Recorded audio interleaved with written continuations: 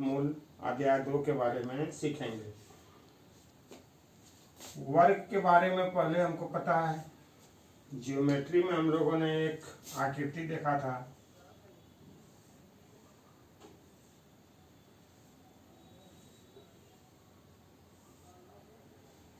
यहाँ पर दो आकृति बनाया है, एक आयत है और ये क्या है, वर्ग। आयत में क्या होता था कि लंबाई और चौड़ाई अलग अलग होता था, और वर्ग में लंबाई चौड़ाई दोनों समान, मतलब कह सकते थे चारों भुजा समान, और आयत में केवल आमने सामने की भुजा समान।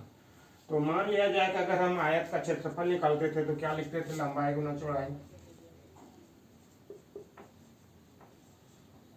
और यहाँ क्या लिखते थे, भुजा गुना भुजा। तो ये एक वर्ग है और ये एक आयत है। सवाल ये उठता है, यहाँ भी वर्ग है यहाँ भी वर्ग है, दोनों के वर्ग में क्या डिफरेंस है। तो आज हम लोग जो चर्चा करेंगे ये ज्योमेट्री का वर्ग नहीं, हम लोग अलजेब्रा के वर्ग के बारे में चर्चा करेंगे और वो संख्या का वर्ग निकालेंगे। यहाँ पर हम लोग आकृति के बारे में उसका चर्चा करते थे, अब हम लोग यहाँ पर संख्या, किसी भी संख्या का वर्ग हम कैसे निकालेंगे, चाहे वो चर वेरिएबल भी हो सकता है, कांस्टेंट भी हो सकता है। तो सबसे पहले हम लोग बात करेंगे वेरिएबल पर, जैसे कि लिखते हैं x गुना x और यहाँ पर लिखे x गुना y।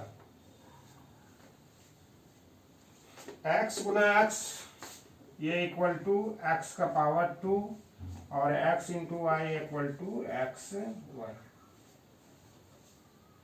तो यहाँ पर क्या देखें कि अगर आधार समान है तो उनका जो पावर होता है वो ऐड हो जाता है। यहाँ पर पावर अगर कुछ नहीं है तो हम समझेंगे वहाँ पर 1 है। तो आधार समान था तो यहाँ पर क्या हुआ, x का पावर 1 प्लस 1 x का पावर 2। यहाँ पर आधार डिफरेंस है, तो जब आधार डिफरेंस रहे तो हम दोनों के आधार को गुना कर देते हैं। तो हम कह सकते हैं कि x का वर्ग x स्क्वायर है और एक्स वाई, ये दोनों एक्स वाई ये किसी भी संख्या का वर्ग नहीं है। अब अगर हम यहाँ पर कोई संख्या रखे हैं, मान लिया जाए x बराबर 2 रखे हैं और यहाँ पर x बराबर 2 और y बराबर 3। तो x बराबर 2 तो इसका मतलब है कि यहाँ पर हम कह सकते हैं 2 इंटू 2 ये 4, यहाँ कह सकते हैं x इंटू वाई 2 गुना 3 बराबर 6। तो हम कह सकते हैं कि 6 वर्ग नहीं है और 4 वर्ग है। 6 वर्ग क्यों नहीं है, तो एक परिभाषा हम यहाँ यह भी कह सकते हैं, जब किसी भी संख्या को उसी संख्या से गुना करेंगे और जो भी प्राप्त गुणनफल होगा वो हमारा वर्ग होगा। यहाँ पर देखिए आप 2 को 3 से गुना किया, यहाँ पर 2 गुना 3 बराबर 6, यहाँ पर 2 को 2 से गुना किया, मतलब दोनों समान है। तो ये 4, तो 4 हम कह सकते हैं कि वर्ग है। किसका वर्ग है, 2 का, 6 वर्ग नहीं है। अब आगे और एक एग्जांपल देखते हैं हम लोग।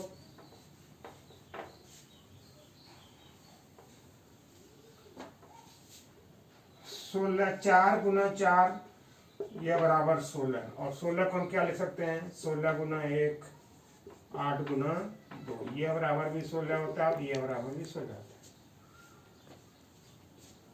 तो यहाँ पर 4 गुना 4 बराबर 16, तो हम कह सकते हैं कि 4 का वर्ग 16 है। 4 का वर्ग 16 है, क्यों, क्योंकि यहाँ पर हम 4 को 4 से गुना कर रहे हैं। अब यहाँ हम नहीं कह सकते हैं कि 16 का वर्ग 16 है या 1 का वर्ग 16 है, 8 का वर्ग 16 है या 2 का वर्ग 16 है, नहीं कह सकते। क्यों नहीं कह सकते हैं कि यहाँ पर जो दोनों संख्या आया है वो दोनों अलग अलग संख्या आया है और उनका गुणनफल 16 है। तो यहाँ पर 16 और 1 है, 8 और 2 है, यहाँ पर क्या है, 4 और 4 है। तो परिभाषा क्लियर है कि जब किसी भी संख्या को हम उसी संख्या से गुना करते हैं, यहाँ पर आप देख लीजिए 16 को 1 से गुना कर रहे हैं, उनका गुणनफल 16 है, 8 को 2 से गुना कर रहे हैं, उनका गुणनफल 16 है। तो हम यहाँ 16 को 1 से कर रहे हैं, यहाँ 4 को 4 से कर रहे हैं, तो हम कह सकते हैं कि किसी संख्या को जब उसी संख्या से गुना करें और उनका जो गुणनफल प्राप्त होगा वो उस संख्या का वर्ग होता है। तो यहाँ हम कह सकते हैं कि 4 का वर्ग 16 है। हम यहाँ नहीं कह सकते हैं कि 16 जो है 16 का वर्ग है या 16 या 1 का वर्ग है या 16 8 का वर्ग है या 16 2 का वर्ग है, हम इसको नहीं कर सकते। तो क्लियर। आगे अब हम लोग इसका वर्ग का कुछ गुण होता है, उस गुण पर चर्चा करेंगे। उनके लिए, उनको समझने के लिए सबसे पहले हम 1 से लेकर के 10 तक की संख्या लिखते हैं। 6 7 8 9 10। और अभी हम लोगों ने सीखा कि किसी का भी वर्ग निकालना है तो क्या करना है, उसको उसी संख्या से गुणा करेंगे, तभी वो जो प्राप्त गुणनफल होगा वो वर्ग होगा। अब हम 1 2 3 4 5 6 7 8 9 10 का वर्ग निकालना है तो 1 को 1 से गुणा करना होगा, 2 को 2 से करना होगा, 3 को 3 से करना होगा, 4 को 4 से, 5 को 5 से, 6 को 6 से, 7 को 7 से, 8 को 8 से, 9 को 9 से और 10 को 10 से। अब इनका प्राप्त गुणनफल को हम लोग लिखेंगे। 1 गुना 1 1, 2 गुना 2 4, 3 गुना 3 9, 4 गुना 4 16, 5 गुना 5 25, 6 गुना 6 36, 7 गुना 7 49, 8 गुना 8 64, 9 गुना 9 81, 10 गुना 10 100।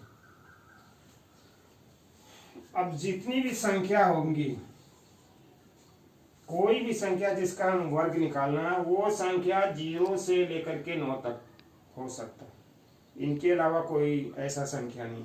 कोई भी संख्या हम लेंगे तो उसका जो वर्ग होगा, वो संख्या के इकाई अंक जो होगा वो 0 से लेकर के 9 तक ही हो सकता है। तो इस गुण को अगर हम याद रख लेंगे तो हम किसी भी संख्या का क्या क्या गुण है उसके बारे में आसानी से हम समझ सकते हैं। अब यहाँ पर ध्यान देने वाली बात है कि यहाँ पर इकाई अंक क्या क्या है।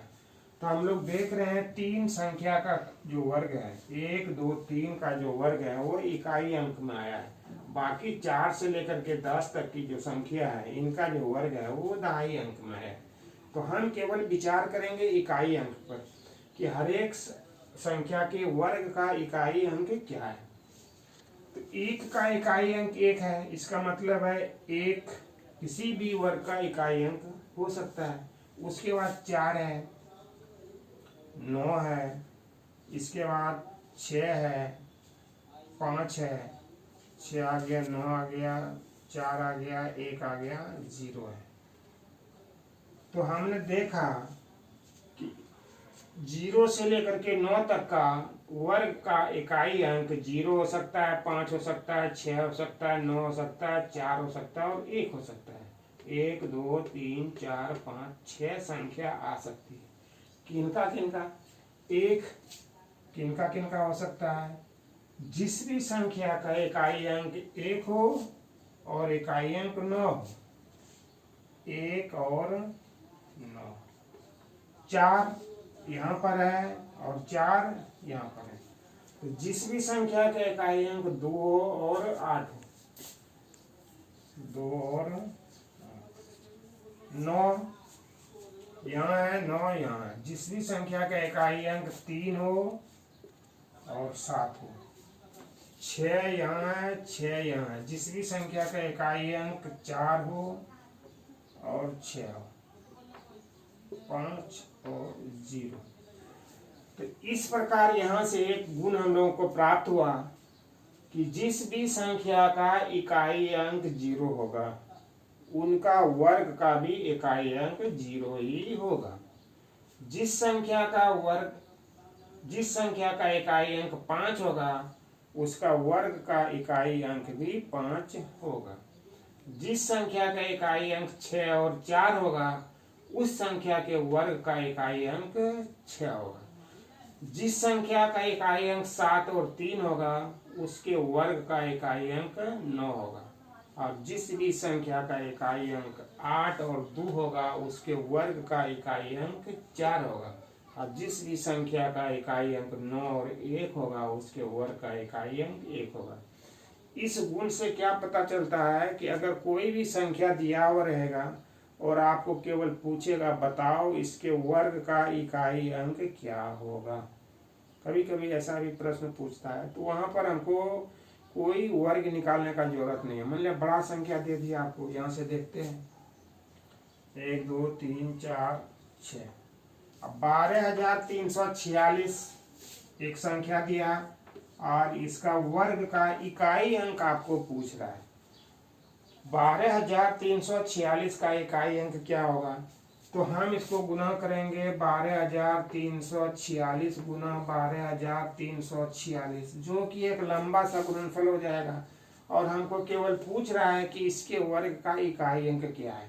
तो बिना गुना किए हम इनको बता सकते हैं कि इनके वर्ग का इकाई अंक क्या होगा।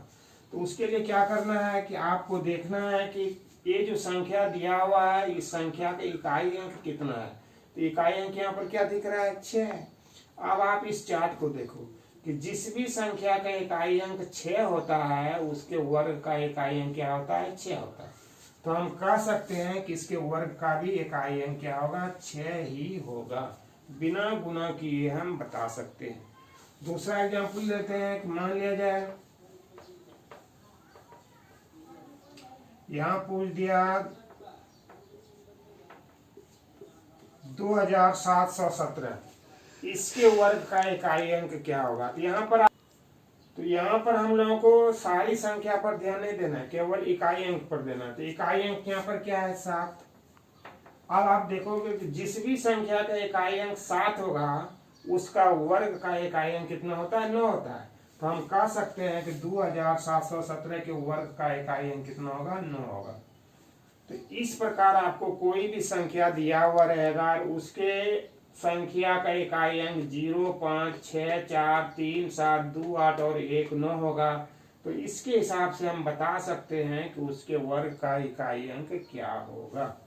अब इसमें से एक संख्या, कुछ संख्या बच गया। जैसे क्या क्या बच गया भाई? देखो 0 5 6 9 4 1, इसमें से 2 नहीं आया, 3 नहीं आया, 4 5 6 आ गया, 7 नहीं आया और 8 नहीं आया। ये 4 संख्या जो है ये नहीं आया, किसी भी वर्ग में नहीं आया, किसी भी वर्ग का इकाई अंक में नहीं आया। तो हम कह सकते हैं कि अगर तुमको अगला प्रश्न पूछे, कोई संख्या दिया हुआ रहेगा, तुमको पूछेगा बताओ ये संख्या किसी संख्या का वर्ग है कि नहीं है। तो अगर कोई भी संख्या के अंत में इकाई अंक में 2 3 7 8 रहेगा, तो हम कहेंगे ये किसी भी संख्या का वर्ग नहीं है, हो ही नहीं सकता है।